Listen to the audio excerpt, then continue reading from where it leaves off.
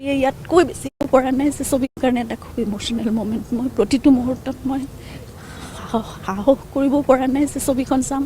ভালো লাগিছে। মই আজিলৈকে কিন্তু কাম চলি থাকোঁতে মই স্ক্ৰীণত মানে ভালকৈ চাব পৰা নাই। এটা গানো মই চালে কি মানে চাইছোঁ, কিন্তু মই সম্পূৰ্ণ কেনেকৈ ছবিখন চাম সেইটো কাৰণে মই নিজক প্ৰস্তুতো কৰিব পৰা নাই এতিয়ালৈকে। মই ভাবি আছোঁ চাবগৈতো লাগিবই। আৰু সকলোৱে ইমান ইতিমধ্যে মৰম দিছে জানো। জুবিনৰ যিটো সপোন সেয়া পূৰা হ'ব, কিন্তু এটাই দুখ যে তেওঁ নিজে স্বচক্ষে সেয়া যদি চাবলৈ পালেহেঁতেন আজি বহুত সুখী হ'লহেঁতেন। কিন্তু তেওঁ সুখী হ'ব, তাৰ পৰাই তেওঁ সুখী হ'ব। আৰু অসমৰ ৰাইজে তেওঁক যেনেকৈ সদায় মৰম আদৰ দি আছে, যেনেকৈ আশীৰ্বাদ দি আছে, সেয়া সদায় দি যাব।